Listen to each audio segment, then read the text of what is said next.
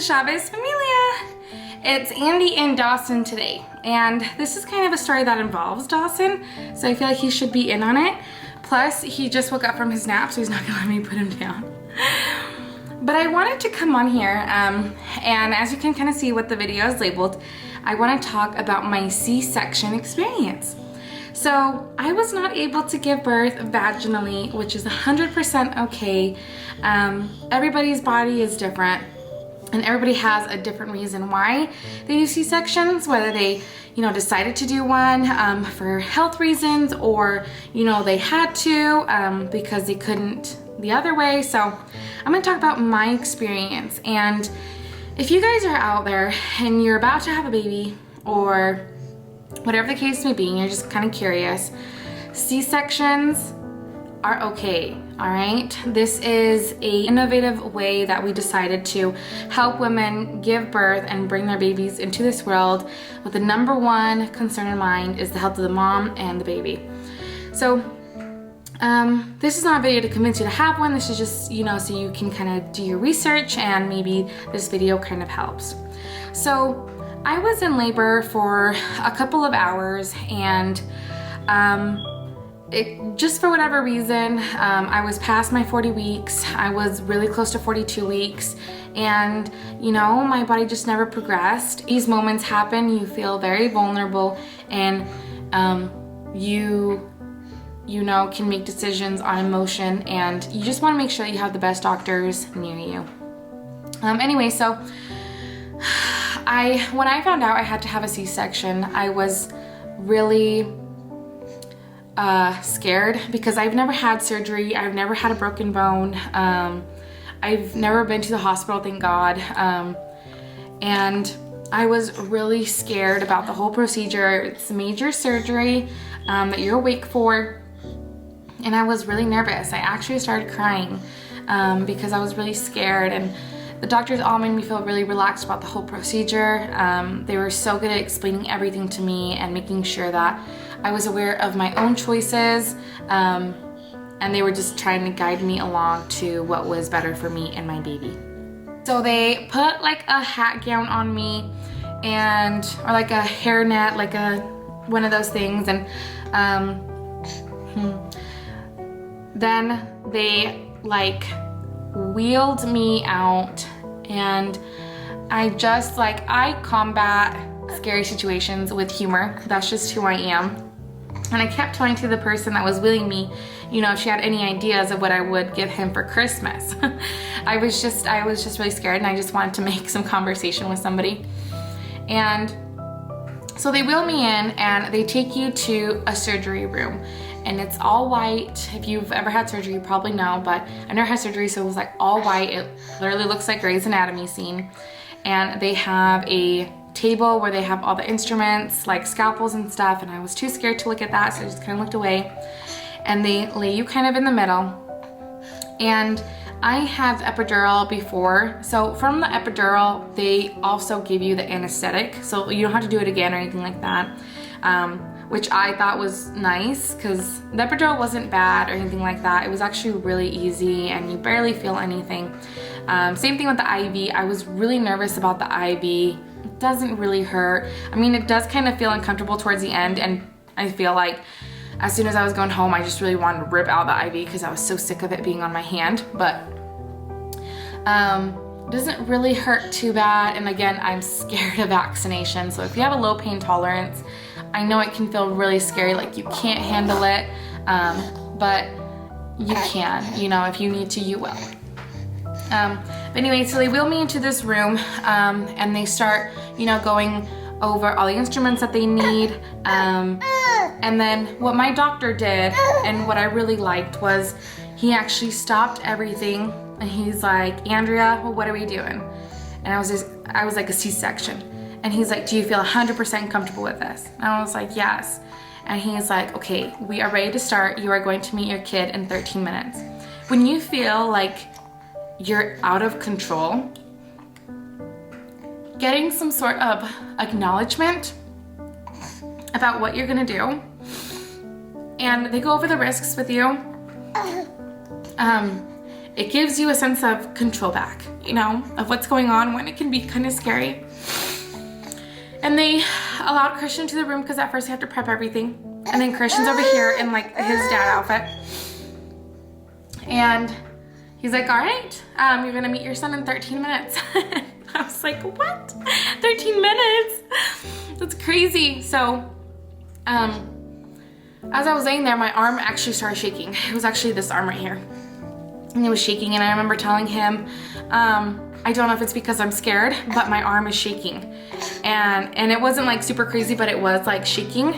And he's like, don't worry, that's the anesthesia. So everybody has a different reaction to anesthesia. So just be prepared for those effects. I've heard of itchiness. I've heard of, you know, being thirsty, like dehydration, like feeling dehydrated. Shaking is also one of the symptoms. So if you ever feel like you're getting a reaction, speak up, say something, because they'll either reassure you that it's normal, or if it's not normal, they'll take care of it. You don't feel anything. They did ask me if I wanted to have a mirror and see what was going on. I didn't. I said no because I was just scared I would pass out or something. And they're like, okay. I was just like, I don't want to see anything. They're like, okay. So they put like a drape over me and they start performing. Then around 12 minutes in, he's like, you're gonna feel some pressure. Also, my anesthesiologist was right here, you guys, like right next to me. And when they say you're gonna feel some pressure, I did feel some pressure. It honestly feels like, I would say like the lightest cramp. But you do feel it. It feels like a cramp. I felt it higher. I didn't feel like in my stomach. I felt it higher, like I would say in between my rib cage. And, oh my goodness. He probably felt something else. He has like a different reaction of what happened, huh? You couldn't tell your story? I love you.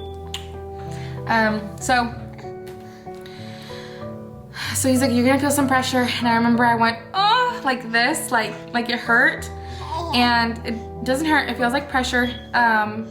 And the anesthesiologist just came by my ear and he's like, it's okay, you're all right, I'm right here. And it was just like incredible support, like when you need it the most. As a woman, you feel so vulnerable, and it just is amazing.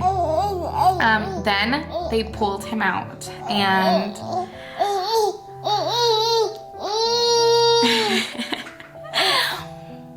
and they're like, hey, do you want to see him? And then I heard his first cry. And it was like life-changing. Oh my gosh. It was life-changing. The most beautiful noise you could hear. And of course they immediately, I decided to go, I went with a hospital that has an NICU just in case, which I think is really important because you never know. So always be prepared. I mean, an ambulance drive is 5 minutes and those 5 minutes are crucial. And anyway, so they show him, they like put like the paper wrap that was in front of me and they like kind of roll it down. And they show me this red baby that looks like me crying. And I couldn't believe it. He looked so familiar to me already. And I just remember the overwhelming feeling of wanting to get up and hold him. I just remember feeling like that, like I just wanted to get out of this bed and just hold him. They start like, you know, doing suction on his nose, checking him, all that stuff, and of course cutting the cord.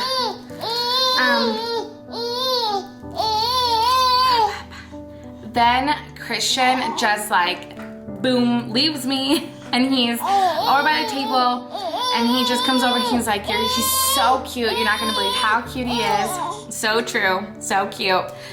And then, I'm gonna cry again. Then the nurse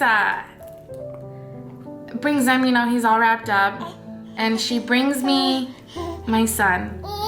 And she brings him over, like, to this side. And he's still crying. And I just remember putting my cheek next to his. And I was like, hi baby, I'm mom. And he actually, I swear you guys, he stopped crying. And he did like a face like he knew. And even the nurse was like, oh, he knows your voice.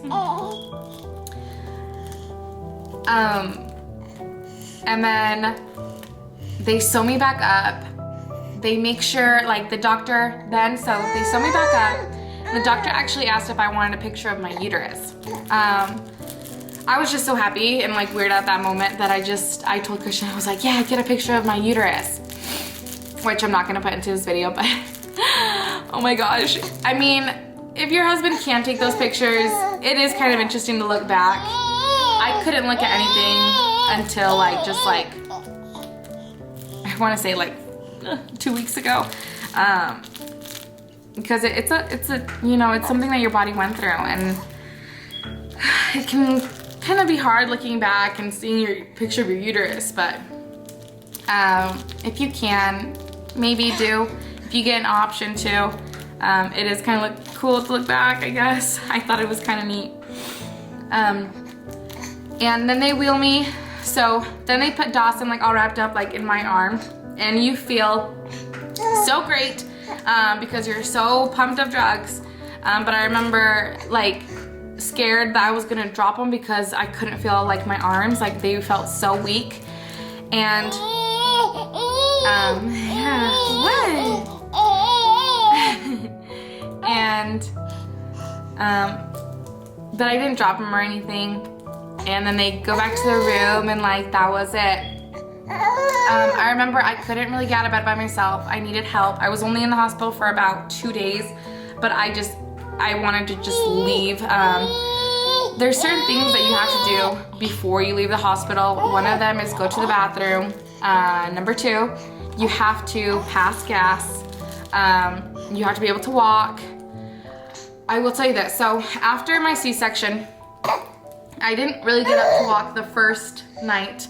So after everything was done, it was around, I want to say around 8 or 9. So I was just exhausted, and I was so hungry. I felt like I hadn't eaten all day long, and I don't think I did. And the hospital provides you food. You guys go nuts over that. It's free. You pay a lot of money for the hospital anyway. Use it. Have your husband use it. But I ordered like bacon, eggs, bread, chocolate cake. I was so hungry. And then next day, so less than 12 hours, I would say.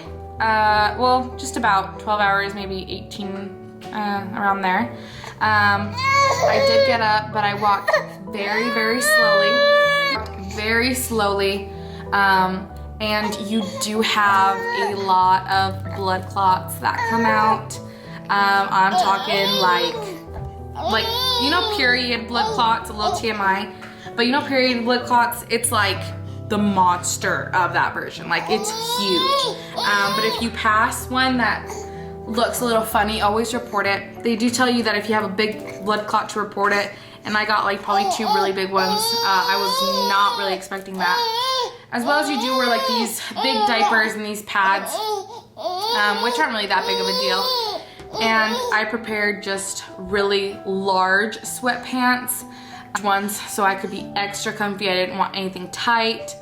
And I did buy like a stomach waistband that I didn't put on until at least like a week after my surgery, because I don't know, I'm just like, ugh, like it gets weird for me if like you put tightness on surgery. I don't know if that makes sense. And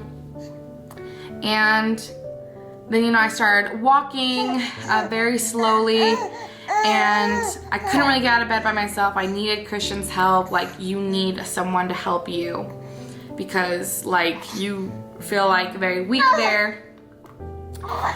The C-section scar is about that big, and that's about I'm gonna say 4 to 6 inches. I know they tell you it's like 6 inches, 6 to 7, but it shrinks. I still like am recovering, and I've heard that C-sections make you have a pouch I haven't experienced that. I have a lot of loose skin that eventually I do want to take care of. But I've also been working out, so I didn't start working out until after, I know, like the 6-week mark. I didn't start working out then. I gave my body time. I did probably walk around my neighborhood a couple times around my 6-week mark, but I didn't do any actual hard cardio until at least like, I want to say like close to like almost 4 months out, and then I started going to gym a little bit more. Yes, like around 3.5 months is when I actually started working out. So it was, I actually had, I want to say, a good experience. I didn't have any infection. You do get so itchy after it starts healing. Like, I'm talking about like it feels crazy good to scratch, but don't scratch. I kind of like rubbed. You can put ice on it. Ice helps a lot, but it's gonna itch, and that's just part of the healing process. It doesn't last forever. Probably lasts maybe 2 weeks to a month, depending on your skin type and irritation type, but it doesn't last very long. And just try to get through it. And that was basically it. They do put gauze over, and they change that gauze. It doesn't hurt, anything like that. Very similar to, I think, how you would do any wound. And of course, you always watch for infections. Also, taking baths. My doctor just kind of told me, like, don't put anything on it. Don't like put soap on it. Just like bathe and just let the water run. So I would actually go backwards in the shower and wash my hair. And then after like all the soap was out of my hair, I would put it up with a clip. And then I would just like sit there and just let warm water run on it. It's just how I felt. It got clean and stuff.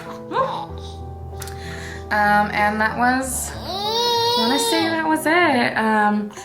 I felt like after a week I felt a lot better, but I would say I feel fully healed around 4 months. Like, you know, you can walk and stuff. Price to me though is like running. I feel like I can't run, but I think that could be because of my excess skin. Oh my goodness. Wow. Wow, it's an apple, Dawson.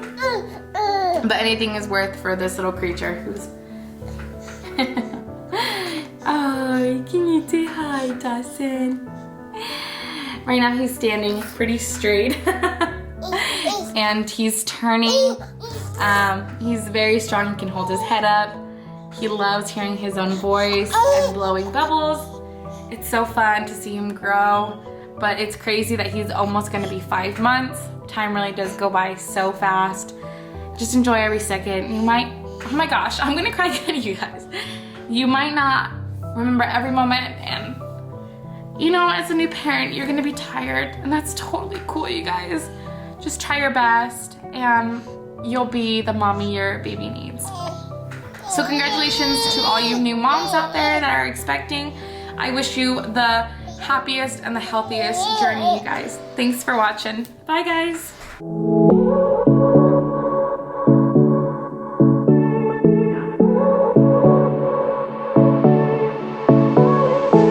I won't make it easy for you now.